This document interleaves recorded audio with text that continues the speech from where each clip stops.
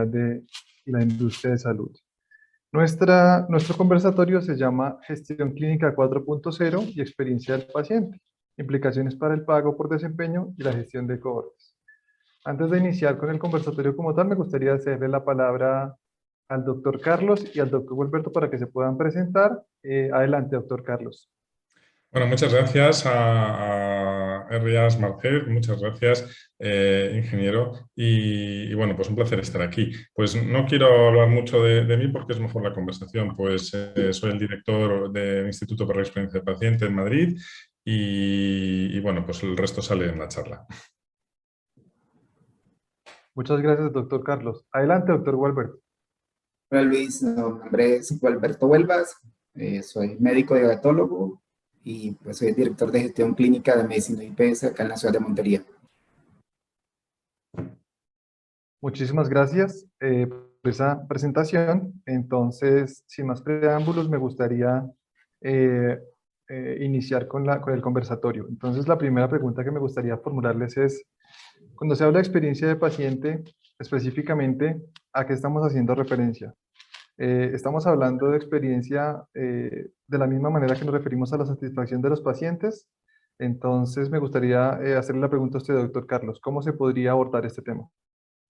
Pues son conceptos parecidos, pero son diferentes. Vamos a ver.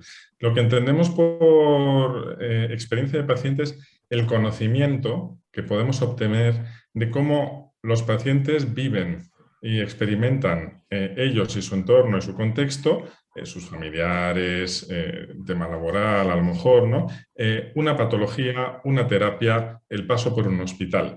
La satisfacción es, sencillamente, si eso ha sido satisfactorio o no. Ahí estamos hablando de gestión de expectativas. Es decir, en un momento tenemos vivencia versus expectativa. Son dos cosas complementarias, pero no es exactamente lo mismo. Y el conocimiento nos sirve para tomar acción, para mejorar, mientras que la experiencia es como un indicador de, bueno, vamos bien, vamos mal, pero no sabemos exactamente qué tenemos que mejorar, ¿no? Doctor Carlos, haciendo un zoom en lo que usted nos ha dicho y derivado de la pregunta, ¿usted cree que estos términos tienden a confundirse? Sí, sí, se tienden a confundir y es normal y lógico porque, bueno, tienen un punto de cruce. Entonces, ¿dónde, por ejemplo, se cruzan? Se cruzan cuando la experiencia de paciente la aplicamos, una de sus aplicaciones, pero no es la única, es, por ejemplo, para fidelizar pacientes. Ahí se cruza con el marketing, se cruza con la prescripción de unos pacientes a otros y ahí estamos viendo o una parte de ese conocimiento que podemos aplicar para que se sienta mejor. Pero la experiencia es mucho más. ¿Por qué rechaza un medicamento? ¿Por qué no es adherente? Una persona con bajos ingresos que tiene un cáncer y pierde su trabajo. Ahí estamos hablando de algo más de si en el hospital lo estamos tratando bien o mal, o si su habitación es individual o colectiva, ¿no? Gracias, doctor Carlos. Doctor Gualberto, desde su visual, ¿cómo definiría usted la experiencia del paciente y qué implicaciones tendría en ese rol de la gestión clínica 4.0? Es muy importante conocer realmente la experiencia del paciente, como dice Carlos, comprender las emociones y todo lo que genera enfrentarse al diagnóstico, al tratamiento, a convivir con la enfermedad, a adoptar cambios de hábitos. Es todo un tema complejo donde quizás hoy en día nosotros como médicos, hablando como médicos, las enfermeras quizás abordan mejor este tema.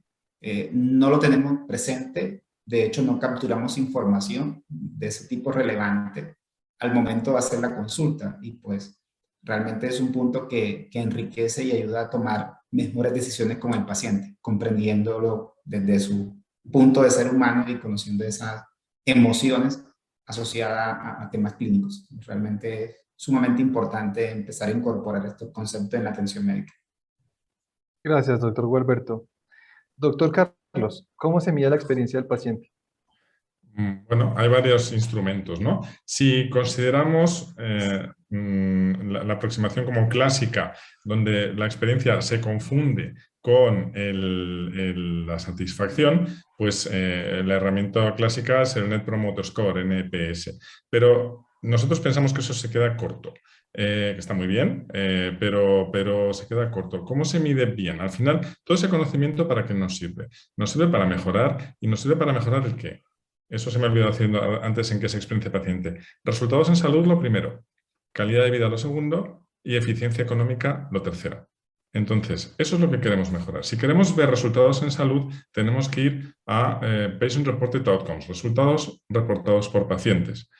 Y si queremos medir las conductas, qué está haciendo el paciente, cómo vive, las emociones, que decía el doctor Huelvas, las relaciones familiares, la parte simbólica. La parte simbólica puede implicar, por ejemplo, una falta de adherencia porque un inhalador no se ha visto como un medicamento, por ejemplo, y esto pasa. Entonces, eso se mide con los Patient Reported Experience Measures, experiencias reportadas por pacientes o PREM. Y luego, lo que es mágico, estamos en Salud 4.0, ¿no? Es cómo la tecnología nos ayuda a correlacionar PROM, PREM, historia clínica, otros indicadores, resultados clínicos, y que es todo lo que podemos hacer con una inteligencia artificial, con una matemática, un algoritmo que hay detrás, ¿no? Y ahí empezamos a ver cosas que nos están ocultas. Y es donde la experiencia del paciente tiene su valor real, porque vamos a ver cómo conductas influyen en resultados y viceversa. Muy interesante cómo el resultado clínico puede mejorar, por ejemplo, relaciones familiares, ¿no? Gracias, doctor Carlos. Doctor Gualberto, frente a este tema de cómo se mide la experiencia del paciente y ya haciendo referencia a lo que habla el doctor Carlos de los PROMs y específicamente los PREMs, ¿qué nos puede comentar usted en su experiencia en el sistema de salud colombiano? Se han hecho esfuerzos ya a nivel de Colombia, algunas instituciones ya vienen trabajando, realmente pues las que están acreditadas quizás han ido consolidando información, este tipo de información. Sin embargo, todavía sigue siendo incipiente el nivel de conocimiento, la metodología, cómo debe desarrollarse desde el mapa de experiencia hasta los PROM y los PREMs. Obviamente, como lo hemos conversado con Carlos en otros eventos, hay muchos PROMs hoy en la literatura, pero hay pocos PREMs. Entonces, eso se hace levantado a partir de la experiencia real del paciente en esas entrevistas cualitativas, y yo creo que aquí estamos dando los primeros pasos en Colombia para poder avanzar en ese tema, pero también lo importante es cómo incorporar lo que dice Carlos ahorita, es cómo poder incorporar eso desde cómo digitalizamos esa recogida, ese reporte de los pacientes, tanto de la experiencia como de los resultados, a la historia clínica, a temas de sistemas de monitoreo remoto, cómo poder mezclar o acoplar toda esa información para una toma de decisiones y mejores resultados en salud. Y ahí todavía nos falta mucho por aprender e implementar. Gracias, doctor Gualberto. Y quisiera preguntarle, ¿cómo se relacionan los resultados clínicos con la experiencia del paciente? ¿La pregunta es para mí o para el doctor Huelvas? Para el doctor Vuelvas. Ok, listo, mira. Ya se han hecho muchos ejercicios, como Carlos lo comentaba, ya hay publicaciones a nivel internacional de cómo se asocia la experiencia del paciente a mejores resultados de salud, y podríamos ponerlo de forma práctica, ¿sí? De hecho, nosotros, por ejemplo, utilizamos en diabetes, obviamente voy a hablar de diabetes, que es mi área. Hay cuestionarios. Nosotros hace unos años aplicamos el cuestionario PACE de necesidades del paciente con diabetes y cómo convive el paciente con diabetes. Y mira que encontramos que casi un 76% de los pacientes tenían una carga emocional y afectiva grande en la enfermedad. Y eso le impedía, por ejemplo, tener buena comunicación con los profesionales de la salud, aceptar y comprender la enfermedad, tomar decisiones, incluso a veces en contra de la evidencia, por la alta carga de emotividad que tenían esos pacientes y que quizás no la estábamos interviniendo. Luego de esa intervención que hicimos con las psicólogas del programa, empezamos a ver en esa corte de pacientes cómo mejoraron los niveles de hemoglobina glicosilada. Incluso pudimos evidenciar la reducción incluso en el uso de medicamentos. en bajar las dosis de medicamentos, en cómo esos pacientes incluso mejoraron su relación a nivel familiar y con los profesionales de la salud, cómo empezaron a tener mejor comunicación con los profesionales y a tomar mejores decisiones. Entonces sí hay forma de evidenciarlo y sí se puede, pero bueno, hay que ser muy acucioso en la recogida de la información y poder usar esos análisis eh, con los datos y poderlos mejorar el programa. Sí, de hecho, esto trae muchas oportunidades de mejora porque cuando retroalimentas a tus profesionales de la salud diciendo hay que mejorar en temas de comunicación, no nos están entendiendo bien la prescripción, la enfermedad, pues eso retroalimenta al equipo y pues ayuda a ofrecer una mejor experiencia también. Gracias, doctor Gualberto. Doctor Carlos, desde su experticia, nuevamente la misma pregunta. ¿Qué tan relacionados están estos resultados clínicos con la experiencia del paciente? ¿Y qué tan fácil, complemento la pregunta, es para las instituciones establecer esa relación y gestionar esa relación? Bueno, bueno, creo que el doctor Huelvas lo ha explicado muy bien. Sencillamente reiterar un poquito lo que he dicho antes, ¿no? Que la experiencia del paciente es un conocimiento sobre unas conductas y esas conductas podemos ver qué correlación tienen con los resultados en salud gracias a la tecnología. Bueno, antes se podría hacer estadísticamente, pero es un proceso muy laborioso, ¿no? Entonces, la tecnología lo que nos permite es automatizar y meter una gran carga de datos. Es muy importante, cuando el doctor Huelvas hablaba, por ejemplo, del mapa de experiencia del paciente. El mapa es una excusa para presentar de manera visual y bonita una investigación cualitativa. Y recalco lo de cualitativa, porque tener datos cualitativos, incluso con una muestra pequeña, nos muestra lo que pasa, lo que sucede. Tiene una altísima riqueza de información y es un conocimiento accionable. Pero si no lo cuantificamos, si no vemos esas correlaciones, no vamos a saber qué dimensión tiene eso. Estamos hablando de 20 pacientes o del 80% de los pacientes. Están en una región geográfica, tienen un sexo determinado, tienen una característica genética, es decir, ya podemos ir mezclando muchas cosas, ¿no? Entonces, es muy importante tener los dos pasos. Uno, muy cualitativo, muy rico, con gran profusión de datos cualitativos, y un segundo, todo eso, cuantificarlo y correlacionarlo, ¿no? Y ahí podemos ver cómo se correlaciona conducta con resultado y viceversa, en el ejemplo que mencionaba el doctor Huelvas, ¿no? Que hemos visto otro muy bonito también, como por ejemplo, también en Colombia había un tema, una relación entre la adherencia a una medicación y las relaciones de pareja, cómo se construyen, ¿no? en una determinada tipo social de personas, ¿no? Sí, de hecho, pues ahí complementando lo que dice Carlos, por ejemplo, en la encuesta en el PAID que aplicamos, por ejemplo, la carga emotiva que te mencionaba afectaba al 82% de las mujeres.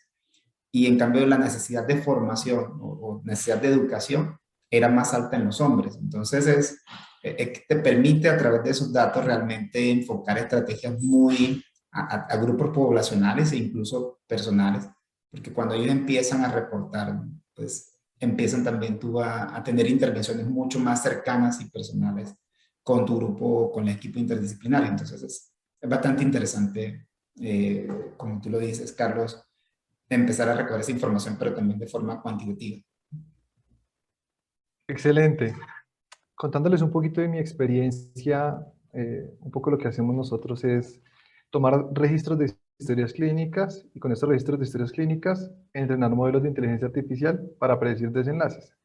Y una de las cosas que a mí en lo personal me han parecido desafiantes es incorporar dentro de esos conjuntos de datos la dimensión humana.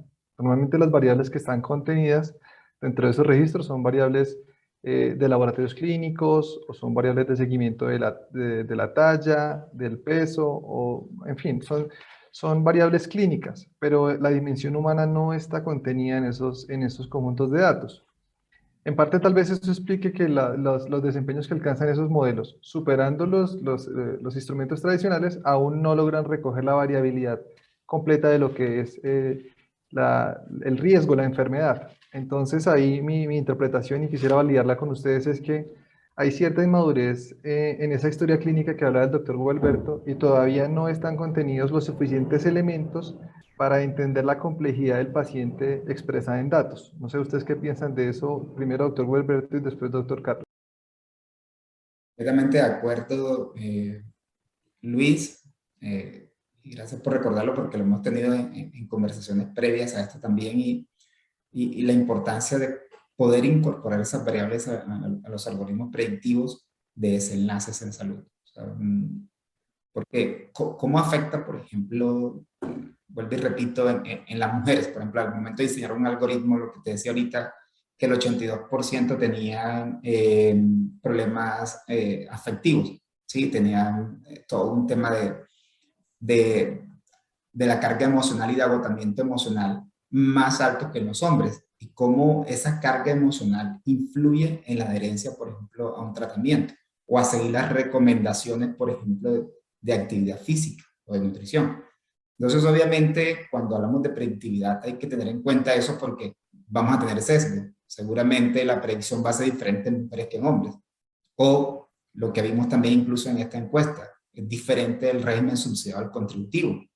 Entonces, es supremamente importante incorporar estas variables de dimensión emocional y humana a los algoritmos predictivos porque definitivamente sí tienen influencia en los desenlaces.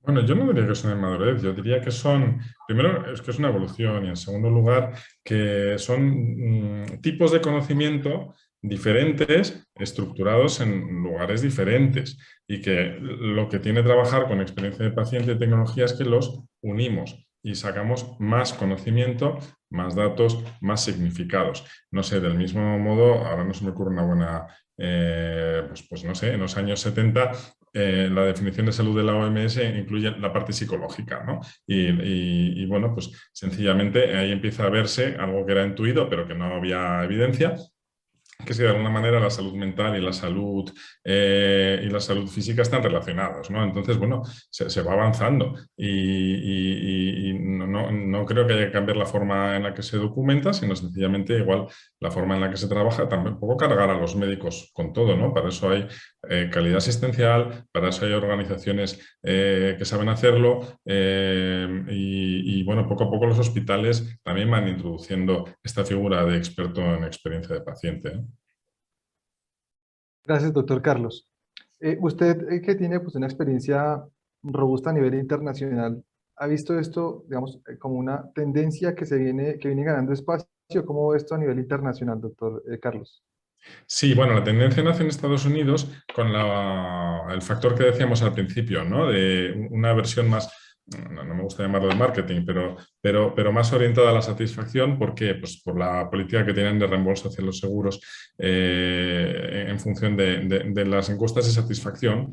Y bueno, ahí se ha desarrollado toda, no voy a decir una ciencia, pero un corpus de conocimiento muy interesante. En Europa la aproximación es un poquito diferente. Hay una parte es más la británica, que se basa en preferencias, donde bueno, el concepto de ciudadano a la vez que cliente es lo que lo marca. Y luego, pues yo diría que otros países de los sistemas, vamos a llamarlo Beveridge, que son aquellos donde la sanidad es financiada públicamente, frente a donde pagan los seguros, que sería, o sea, tendríamos ahí a Irlanda, Francia, perdón, Irlanda, España, Italia, versus, por ejemplo, Alemania, Holanda, etcétera, que son más de seguro, pues ahí esto no aplica tanto, ahí no les importa tanto, ¿no? Entonces, sí vemos tendencia creciente en la Europa Beveridge, muy grande. Sí vemos tendencia creciente en la industria farmacéutica, no solo para sus propios ensayos, sino cómo la industria farmacéutica está dando cada vez más a apoyar a los hospitales, porque es una manera de acceso, es una manera de, al mejorar la experiencia del paciente, hay mejor, aparte de que se le pueda echar en cara, si queréis, bueno, tienen interés, bueno, claro, tienen interés en que se derive mejor, tienen interés en que se diagnostique antes, porque eso es mejor uso del medicamento y también son datos. Es control de qué está pasando y es una fuente de datos muy, muy importante poblacionales. Y donde estamos viendo, muy sorprendentemente, nadie le presta atención, es en China.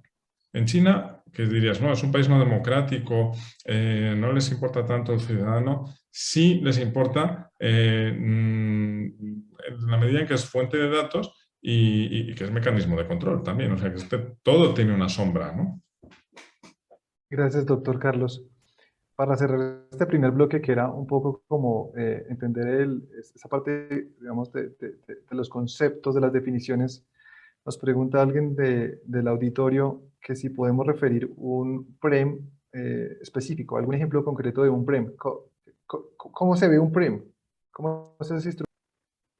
Vale. Bueno, pues yo no me sé los nombres, saben que van con siglas los cuestionarios, pero hay uno que es muy fácil, es uno de experiencia de paciente específico que es IEXPAC, que es IEXPAC, no es nuestro, aunque empieza por lo mismo, que lo desarrolló creo que un hospital de Navarra, en España, y es un cuestionario como cualquier otra escala, lo que pasa es que está basado más en conductas que en temas funcionales como puede ser un cuestionario PROM, ¿no? No hay muchísimos, hay uno también, pues que se me olvidan las siglas, perdón, de comunicación en ambulancia que desarrolló el sistema británico de salud, muy interesante.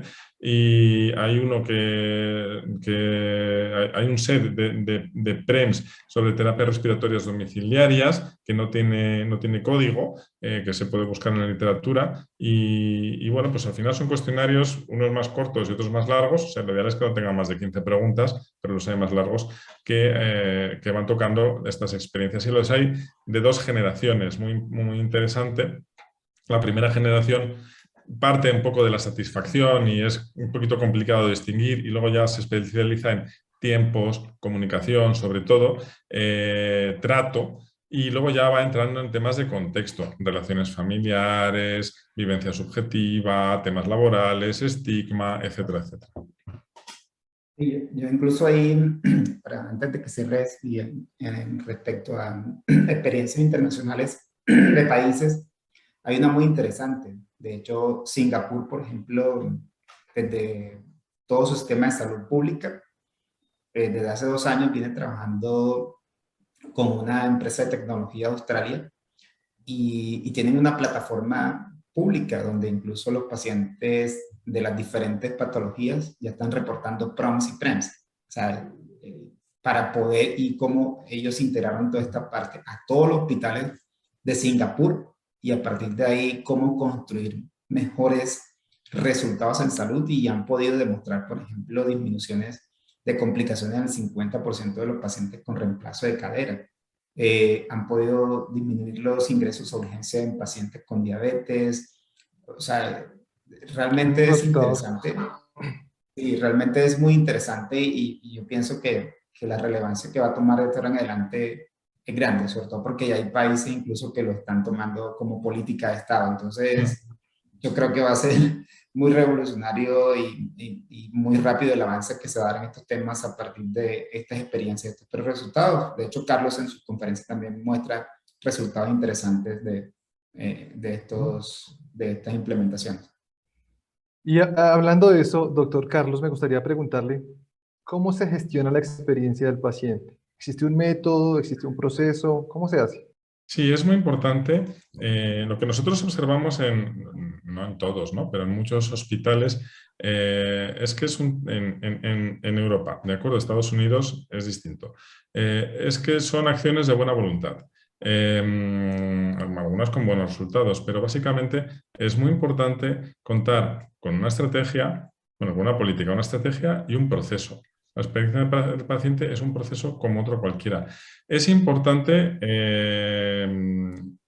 que pueda ser transversal. Eso es fundamental. Una de las virtudes que tiene es verdad que es más inversión de tiempo, pero es que pone en contacto a categorías profesionales que no suelen estar en contacto.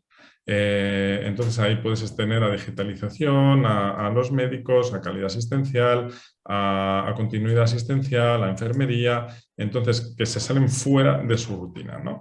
Eso es un punto importante. Hay que hacer un proceso que tiene una parte de capturar sistemáticamente la experiencia del paciente, transformarla sistemáticamente y medirla sistemáticamente con estas herramientas que hemos dicho, bueno, y otros cuestionarios que puedan desarrollarse ad hoc. Eso es muy importante.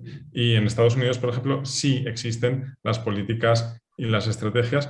No en todos lados hay un proceso. Entiendo. Doctor Gualberto, como clínico, ¿cómo cree usted, o en su experticia, cómo se gestiona la experiencia del paciente? ¿Cómo se gestiona o cómo se debe gestionar? Bueno, yo ¿Cuál creo es que el método, el deber ser? el deber ser, ok, listo. Mira que, pues, nosotros hemos hecho de todo y para experiencias prácticas que quizás hemos tenido, por ejemplo, en este tema de diabetes, cuando aplicamos ese cuestionario de PROMS, sobre todo, que en PREMS apenas vamos a empezar a diseñar, a construirlo con el acompañamiento del Instituto de Experiencia del Paciente de que dirige Carlos. Básicamente lo que hicimos fue enfocarnos en pacientes que llevaban más de un año fuera de metas en control de hemoglobina glicosilada y empezamos a indagar por qué. Fueron pacientes que se le había hecho un escalonamiento terapéutico adecuado, el tratamiento farmacológico estaba optimizado, pues tenían todo bien. Y empezamos a preguntarnos qué pasa, porque este grupo de pacientes se comporta de manera diferente al resto. Y ahí empezamos a aplicar esta encuesta y cuando empezamos a hallar esos resultados, pues realmente lo aplican las enfermeras. Nosotros en nuestro equipo lo aplicaron las enfermeras y psicólogas.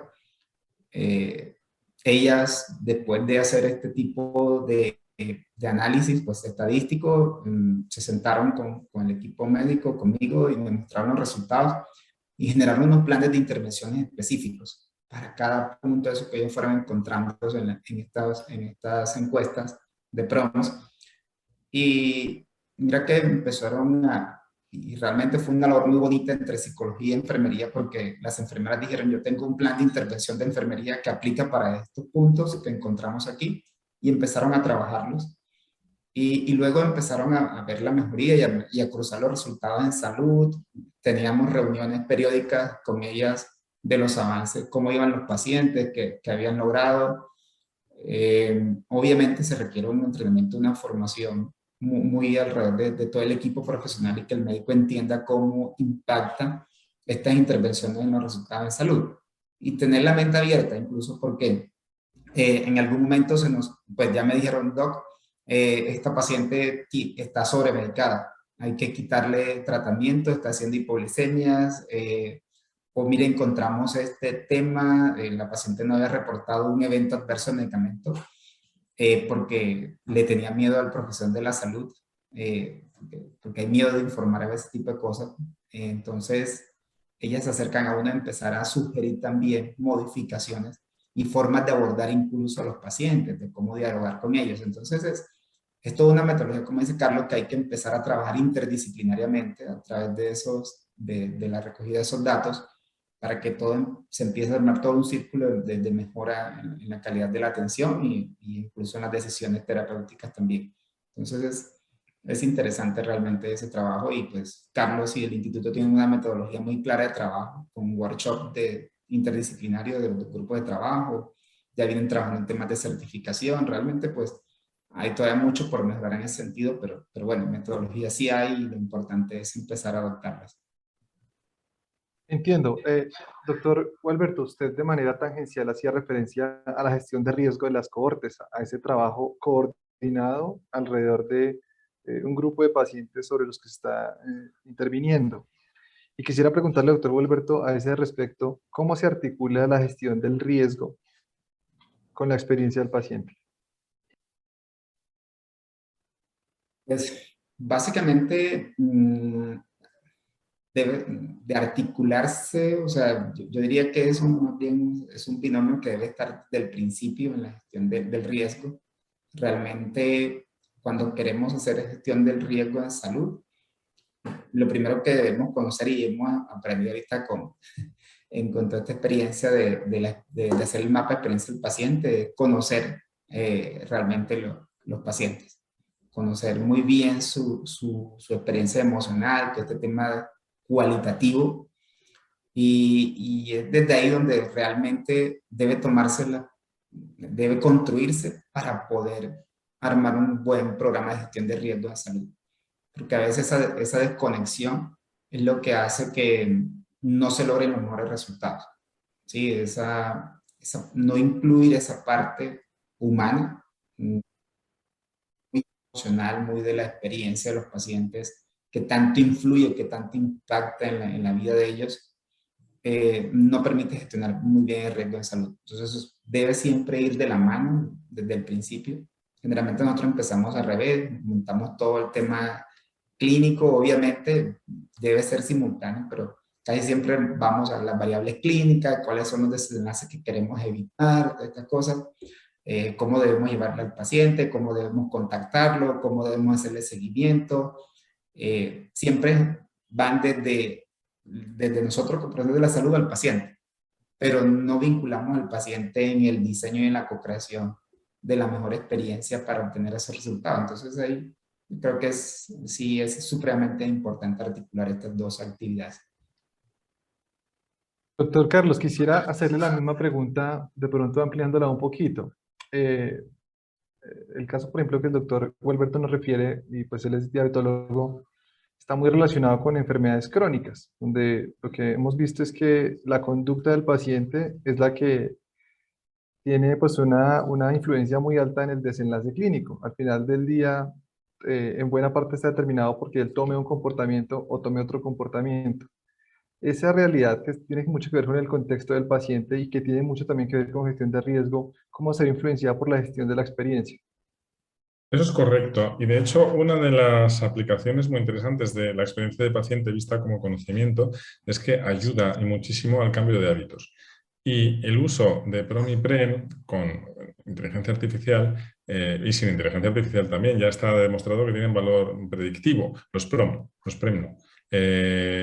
Estadístico. Entonces, nosotros ya esto, si encima lo automatizamos y metemos inteligencia artificial, podemos hacer una gestión de riesgos muy buena. Y de hecho, en Gran Bretaña se usan para comparar rendimiento en resultados en salud de centros de salud. No tanto para señalar al patito feo de la clase, sino para decir, estamos aplicando las mismas terapias, en una va bien y en otra va mal. ¿Qué está sucediendo? ¿No? Es decir, realmente no tanto con una función punitiva, sino con una función de realmente ver si la terapia es la misma, la medicación es la misma, los procesos son los mismos, ¿qué está pasando? ¿No? Y que podamos usarlo no solo paciente a paciente, sino también estructuralmente para comparar servicios, todos los servicios de oncología de una región, para comparar hospitales, etcétera, ¿no? Y en ese caso tiene un poder tremendo, ¿no? Muchas gracias, doctor Carlos. Sí, y hay una cuestión importante, digamos que a la que hice una referencia indirecta antes, y es que como en los conjuntos de datos con los que se entrenan los modelos, por lo menos los que yo tengo la oportunidad de conocer, no se incorporan variables de experiencia, pues aún no se ha podido lograr la suficiente robustez en los modelos que logren probar que eso realmente conduce o influye o está correlacionado con un desenlace. Conforme ese proceso de medición de los PREM se vaya haciendo masivo y esos datos empiecen a ser parte de los conjuntos de datos, eventualmente eso será ya algo indispensable y dado que es tan contextual, eso es muy importante me parece a mí, dependerá mucho, por ejemplo, los estilos de vida de las personas, su cultura, sus creencias, sus hábitos, los que van a determinar si una determinada intervención podría o no podría conducir a determinado desenlace, o por lo menos podría ser lo más probable. Entonces me parece que eso es, doctor Carlos, que usted ha dicho, tremendamente poderoso. Realmente nos quedan solo 5 minutos, tenemos algunas preguntas. Quisiera hacer 2 preguntas adicionales para ir a las del auditorio. Doctor Gualberto, ¿cuáles son esos elementos de gestión clínica 4.0 que serían relevantes en lo que tiene que ver con la experiencia del paciente y la gestión de datos?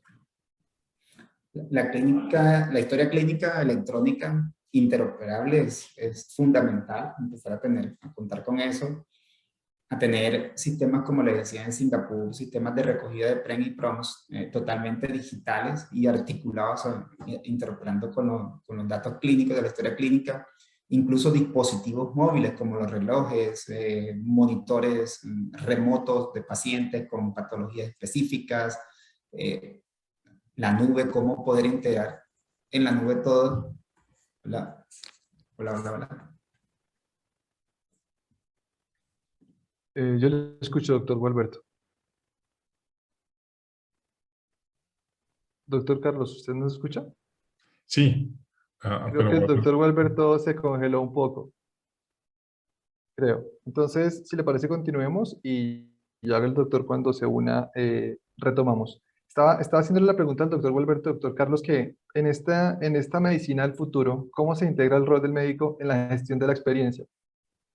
bueno, sencillamente, como decía antes, yo creo que no hay que sobrecargarlo. Creo que es importante, ni hay que meterlo en los planes de estudio ni nada parecido, porque esto es liarlo mucho. Lo que vemos que funciona es una aproximación pragmática. Como decía, si tenemos un proceso, en ese proceso, como decía el doctor Vuelvas, hay una parte de transformación y cambio y sucede mediante workshop. Tenemos una acción transformativa y de transformación organizacional y cuando trabajas con un workshop, un grupo de gente que va a liderar este tema se van formando y van trabajando en la práctica, que esto es una de las virtudes de esta metodología, ¿no? Que es investigación, acción participativa. Y entonces, esta gente que lo lidera, sencillamente este conocimiento lo va bajando en cascada, porque tampoco es tanta ciencia. No es un corpus tremendo de conocimiento como, yo que sé, la genómica. Entonces, sencillamente es incorporarlo al día a día con gente que lo lidere y entonces lo que los anglosajones llaman trickle down, que ahora no sé cómo se dice en castellano, es como por goteo, ¿no? Y por Ujú. goteo y osmosis va llegando a toda la organización. Yo no haría ni grandes declaraciones ni nada, sino que iría servicio a servicio hasta que lo tengamos toda la organización y ya está. Y es una rutina más. Gracias, doctor Carlos. Aquí nos hacen una pregunta. Daniel Enrique Cañón nos pregunta, desde el aseguramiento y de manera paralela a los hospitales, ¿es posible obtener mediciones de experiencia del paciente? Yo quisiera darle un poquito de matiz a la pregunta. Nosotros, o por lo menos yo, porque sea un sesgo personal, tengo la visión de que quien mide la experiencia es el prestador que está de cara al paciente. ¿Cómo diría que usted debe fluir ese proceso? El aseguramiento se refiere a las entidades aseguradoras, ¿no?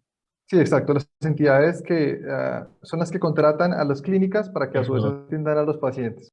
Bueno, aquí tenemos ciertamente algunos temas delicados de protección de datos. De hecho, nosotros hemos trabajado con aseguradoras en España, no conozco bien suficientemente bien el contexto colombiano, y ellas mismas a veces se han echado para atrás por los riesgos que podía llevar según la legislación europea de protección de datos. Pero en la medida en que no estemos trabajando con datos personales, sino, por ejemplo, poblacionales, y el NHS británico lo usa. Y es una aseguradora pública, pero aseguradora. Tiene todo el sentido del mundo, ¿no? Entonces hay que lo que ver es la legislación, la seguridad, por supuestísimo, y la seguridad siempre tiene un riesgo, pero también una historia clínica electrónica tiene un riesgo de ser hackeada, ¿no? Es decir, si nuestra seguridad es buena, deberíamos poder, como aseguradora, usarlo. Siempre sin que sean datos personales, solo poblacionales. Perfecto, doctor Carlos. Con ánimo de cumplir los tiempos de la agenda, pues ya finalizaríamos. No sé si quiere tal vez agregar algo adicional antes de finalizar. Bueno, por mi parte, solo reiterar mi agradecimiento por esta iniciativa y porque se difunda cada vez más un tema que, como ven, es de impacto en resultados, ¿no? Bueno, muchísimas gracias, doctor Carlos. Lastimosamente, el doctor Gualberto tuvo problemas con su internet. También agradecimiento para él y agradecimiento para Herrera. Un abrazo fuerte. Nos vemos pronto. Un saludo cordial.